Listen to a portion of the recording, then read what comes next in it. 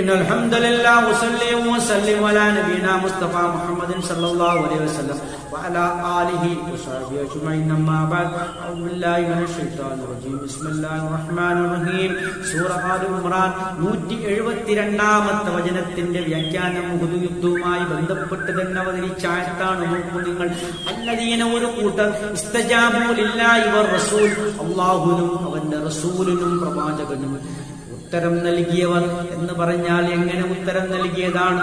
അതായത് പൊതുയുദ്ധത്തിൽ 2ാം ഘട്ടത്തിൽ വിജയിച്ചുകൊണ്ട് വിജയപേരി മുഴക്കി മക്കത്തേക്ക് മടങ്ങിപ്പോയ ശത്രുക്കൾ അവർ വീണ്ടും മദീനയെ ആക്രമിക്കാൻ തിരിച്ചു വന്നുകൂടായികയില്ല എന്നുള്ള ഒരു അനുമാനത്തിന്റെ അടിസ്ഥാനത്തിൽ അല്ലാഹുവിന്റെ റസൂൽ പറഞ്ഞു, ഉഹദിൽ പങ്കെടുത്ത മുഴുവൻ പോരാളികളും ഇപ്പൊ തന്നെ ഒരുങ്ങണം. കാരണം നാം ആ ശത്രുക്കളെ പിന്തുടർന്നു പോകണം. അങ്ങനെ അവർക്കൊരു ഭയപ്പാടുണ്ടാക്കണം. അല്ലെങ്കിൽ അവർ തിരിച്ചു വന്ന് മദീനയെ തിരിച്ചും വീണ്ടും ആക്രമിച്ചാലോ എന്ന് പറഞ്ഞുകൊണ്ട് ആ മുറിവറ്റിയ സഹാബികളോട് വീണ്ടും അല്ലാഹുവിന്റെ കൽപ്പനയാൽ ഒരുങ്ങാൻ പറയുകയാണ്. അതാണ് അല്ലാഹു സുബ്ഹാനഹു തആല പറയുന്നത്,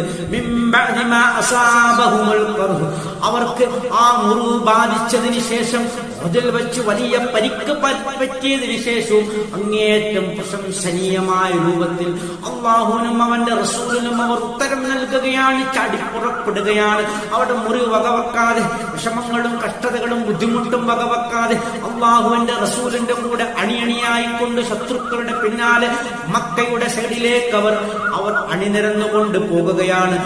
അവരെ കുറിച്ചാണ് പ്രശംസനീയമായ രൂപത്തിൽ അല്ലാഹു സുബ്ഹാനഹു തആല പ്രശംസിക്കുന്നത്.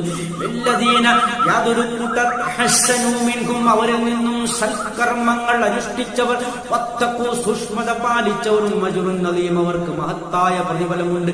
അവർക്കൊക്കെയും അല്ലാഹുവിന്റെ അടുക്കൽ അതിവിശിഷ്ടമായ പ്രത്യേകമായ പലതരം പ്രതിഫലങ്ങളും ലഭിക്കാനിരിക്കുന്നു എന്നാണ് ഈ പറഞ്ഞതിന്റെ പൊരുൾ.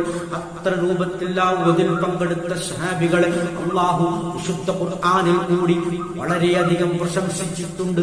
ആ പ്രശംസിച്ച പ്രശംസനീയമായ വചനങ്ങളാണ് നാം കാണുന്നത്. അങ്ങനെ ആ മുഅ്മിനീങ്ങളെ ദർശിച്ചപ്പോൾ ഞങ്ങളെ പിടികൂടാൻ വരികയാണ് മുഹമ്മദും സംഘവും. അവർ ശക്തരായിട്ടുണ്ട്, അവരുടെ കൂട്ട പിന്നെയും ആൾക്കാർ കൂടിയിട്ടുണ്ട് എന്നൊക്കെ വിചാരിച്ചുകൊണ്ട് ശത്രുക്കൾ മക്കത്തേക്ക് പിന്തിരിഞ്ഞോടുകയാണ് ഉണ്ടായത്. ാണ് ചരിത്രം പഠിപ്പിക്കുന്നത്. അല്ലാഹു അഅലം. ആഖിറു ദഅവാനാ അൽഹംദുലില്ലാഹി റബ്ബിൽ ആലമീൻ.